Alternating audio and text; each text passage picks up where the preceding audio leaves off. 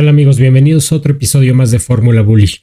El día de hoy vamos a seguir hablando de economía, vamos a ver diferentes factores que afectan a la economía, el tema del techo de la deuda, lo importante que es para la moneda de reserva de Estados Unidos, y vamos a empezar con algunas noticias que, si bien las hemos visto y las seguiremos viendo a lo largo de todos estos meses, bueno, son importantes. Vamos a explicar todo el tema de la historia de la deuda, de cómo se genera el déficit de la deuda. Entonces, sin más, iniciemos. Como les comentaba, vamos a ver diferentes noticias a lo largo de estos meses, donde la Fed sube las tasas de interés, se reportan precios, índices, la parte del empleo, la parte de cómo Estados Unidos está manejando la deuda.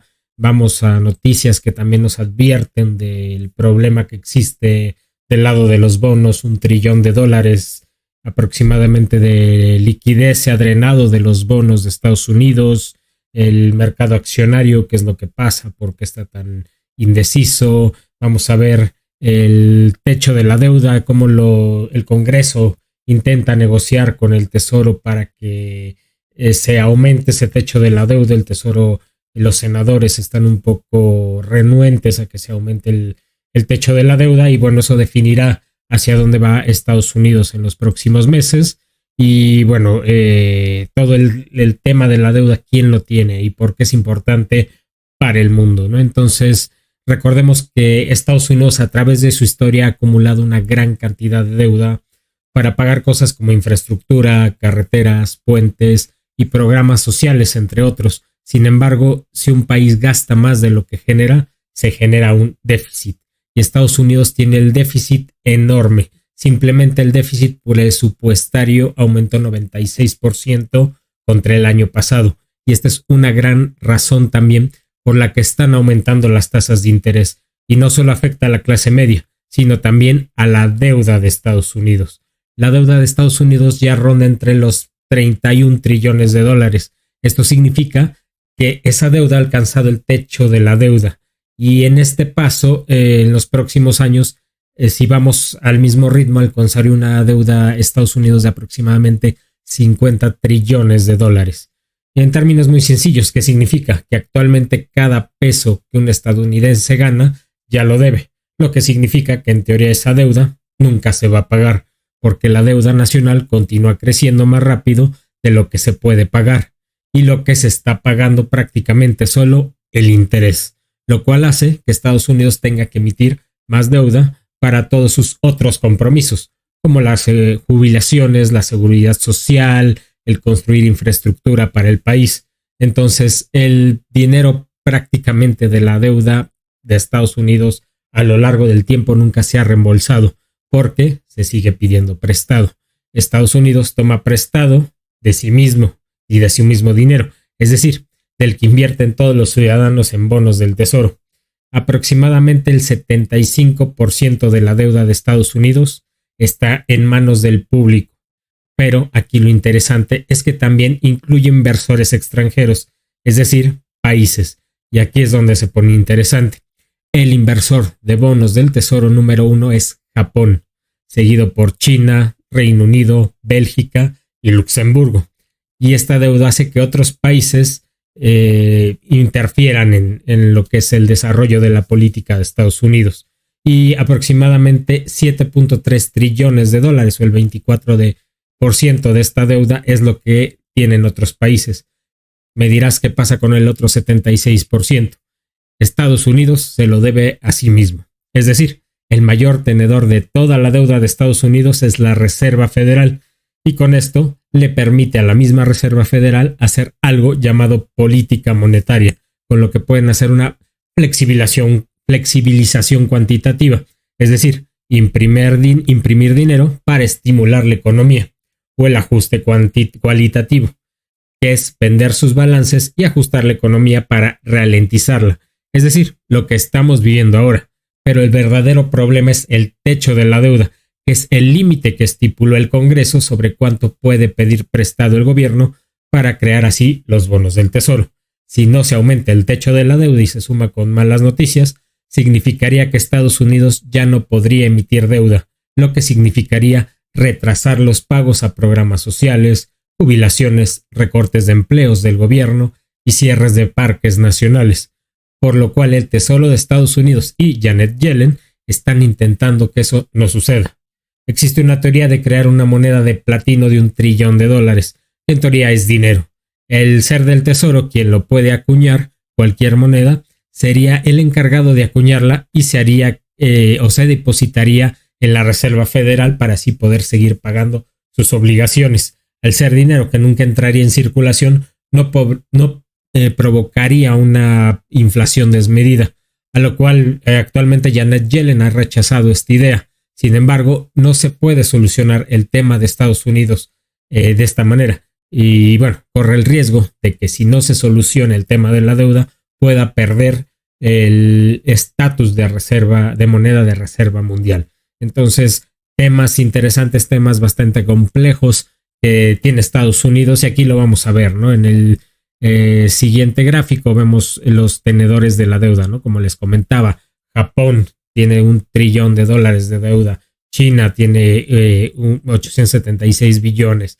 Entonces aquí se vuelve complejo, ¿no? El tema de Estados Unidos, porque si Estados Unidos cae, no solo lo haría Estados Unidos, ¿no? Pondría en problemas a muchos países importantes y al mundo entero, ¿no? Porque iríamos en un efecto dominó, en un efecto que se contagia hacia otros sectores de la población y del mismo gobierno, ¿no? Entonces aquí vemos los mayores tenedores de la deuda de Estados Unidos y cómo se complementa todo este tema y toda la historia que tenemos con el tema de la deuda, ¿no? Y seguido de esto, ya hemos hablado, ¿no? De los bancos que ya quebraron, Silicon Valley Bank, Signature Bank, los bancos que han estado en problemas como Credit Suisse. Y bueno, aquí esta gráfica importante, ¿no? Que bancos tienen la mayor parte de depósitos no asegurados, ¿no? El siguiente que tenemos después de Silicon Valley Bank, que como ustedes ya saben, ya quebró hace algunos meses, es Mellon. Entonces, ojo con Mellon, ojo con los bancos en cuanto a los temas económicos. Va a haber temas muy sensibles con los bancos, posiblemente quiebras en un futuro. Entonces debemos estar también muy atentos al tema de los bancos, porque va ligado al tema económico, al tema mundial que estamos enfrentando como mundo, ¿no? Al final, el tema de Estados Unidos no está alejado del mundo por ser Estados Unidos parte de la Reserva Federal, ¿no? Una moneda de Reserva Federal en donde se negocian muchísimas otras cosas, ¿no? Entonces, también ojo con eso. Recordemos también que el bloque BRICS está presionando para sacar parte del negocio de la Reserva Federal de Estados Unidos, los dólares, hacia otras monedas, ¿no? Que se negocien otras monedas digitales que beneficiarían a otros países y quitarían parte del negocio a lo que es Estados Unidos, ¿no? Entonces, ojo con eso también. Y vamos a ver, ¿no? También mucho la parte de que hay países que están comprando oro, que están haciendo monedas basadas en lo que anteriormente se usaba, ¿no? El oro, la reserva, las monedas, el papel moneda tenía un backup, un respaldo en oro. Entonces vamos a ver mucho que esta demanda de oro sigue creciendo, los precios del oro van a seguir creciendo, y vemos cómo a partir del 2008 se empieza a incrementar toda la demanda del oro. Países importantes, Rusia, China, India y Turquía, empiezan a liderar esas compras de oro, y no se me haría raro que hacia el futuro muchos países estén comprando oro hacia una visión de tener una moneda, ya sea digital o física, con ese backup, ese respaldo de un activo como el oro. Entonces, otra recomendación: si ustedes tienen o quieren invertir en oro, inviertan en oro físico, no en oro digital o en un ETF, porque bueno, es muy diferente, ¿no? Entonces, aquí vemos el tema del oro, quienes han comprado mayormente el oro: Rusia, China, Turquía, India, y vemos que la mayoría de estos países son parte del bloque BRICS, ¿no? Entonces, importante tener atención en eso porque se está preparando toda infraestructura para darle la vuelta al dólar, ¿no? Entonces, esto podría meter más en problemas al dólar como Reserva Mundial, Estados Unidos, para resolver el tema de su deuda, ¿no? Y recordemos que Estados Unidos en junio tiene que resolver el tema de la deuda y dar una solución. Vemos la parte de cómo se conjuga el desempleo y las recesiones, ¿no? Cómo van alineados o cómo conjugan en las gráficas, ¿no? Y curiosamente vemos, ¿no? Que cuando hay el desempleo o cuando tenemos, perdón, una recesión, el desempleo se incrementa, ¿no? Y aquí vemos, ¿no? 2010 la parte de la gráfica en rojo, 2020 empieza a estar en rojo la gráfica, sin embargo vemos un desempleo que se empieza a incrementar de manera importante, ¿no? Entonces, otro dato económico que hay que tomar en cuenta, el por qué no debemos de relajarnos en tomar en serio las inversiones, en ser muy cuidadosos en lo que invertimos, cómo lo invertimos y cuándo lo invertimos para evitar que nos agarre una recesión, una caída de la bolsa importante y tengamos pérdidas económicas de igual manera importantes. Y bueno, voy a hablar un poco de dónde está ubicado todo el dinero del mundo, ¿no? Ya que tenemos el contexto de lo que puede pasar con Estados Unidos, con la deuda, con el bloque BRICS, dónde está todo el dinero del mundo, ¿no? En qué se está invirtiendo, dónde están las criptomonedas. En este caso, al ser un canal que también habla de criptomonedas, que nos enfocamos en inversiones de acciones sin criptomonedas, bueno, ¿dónde están situadas las criptomonedas, ¿no? Como un proyecto naciente hacia otras cosas, hacia otros temas, ¿no? Vemos que el tema de la plata, después siguen las criptomonedas con 244 billones de dólares, el military spending, el gasto militar, el déficit de Estados Unidos, los banknotes o las monedas, el balance sheet o el balance sheet de la Fed, donde están los billonarios como Jeff Bezos, Bill Gates, Mark Zuckerberg. Aquí el tema del oro importante, lo que hablábamos, ¿no? Dónde está situado el oro. Pero hasta aquí, bueno, vemos las empresas más importantes, ¿no? Microsoft, Apple, Amazon, Alphabet. Hasta aquí realmente no es nada a comparación de todo lo que vamos a ver del dinero del mundo. Vamos a ver dónde está la parte de las acciones, los stock markets, que la mayoría, bueno, se lo lleva el NYSE y el Nasdaq, que pertenecen a Estados Unidos, ¿no? Aproximadamente el 45% del mercado accionario lo tiene Estados Unidos y es por eso que es importante y va ligado con el tema de la deuda, ¿no? Si el mercado accionario de Estados Unidos cae, va a contagiar a todo el mundo porque el 45% del mercado accionario está en Estados Unidos y bueno, siguen bolsas importantes como la de Japón, Hong Kong, Shanghái, sin embargo, no tan representativas como el mercado de Estados Unidos, ¿no? Luego el supply del mundo, luego la deuda global que tenemos, ¿no? De gobiernos, de corporaciones. Aquí es donde se pone interesante el real estate o los bienes raíces, ¿no? Vean todo lo que representa del dinero del mundo, ¿no? El residencial la mayoría, comercial y agricultura menos, ¿no? 33 y 27 trillones respectivamente, ¿no?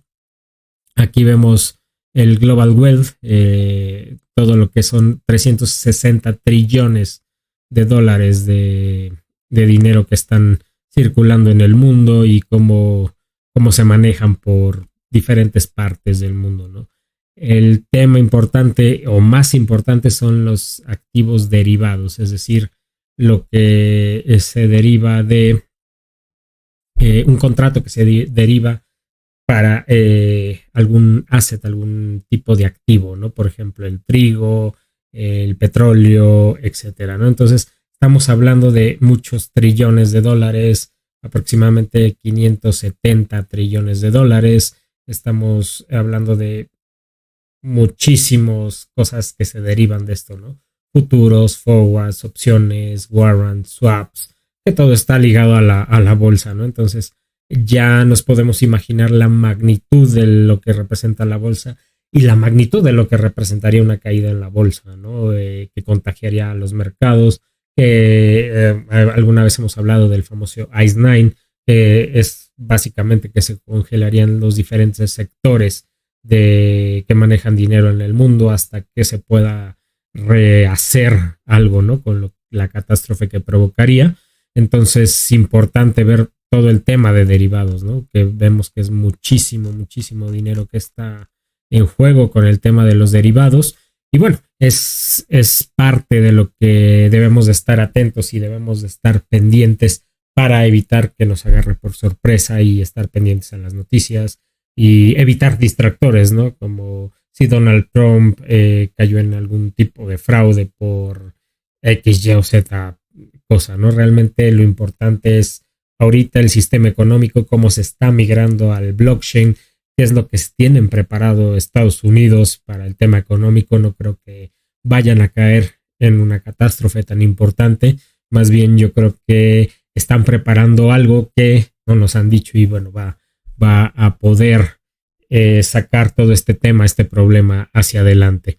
Y bueno amigos, espero que les haya gustado el video breve, pero es todo por hoy. Creo que es bastante ilustrativo de lo que está pasando en el mundo, en Estados Unidos y lo que puede pasar en el sistema económico y lo que viene hacia futuro. Sin más, espero verlos pronto y si les gustó el video, les invito a darle like, compartir.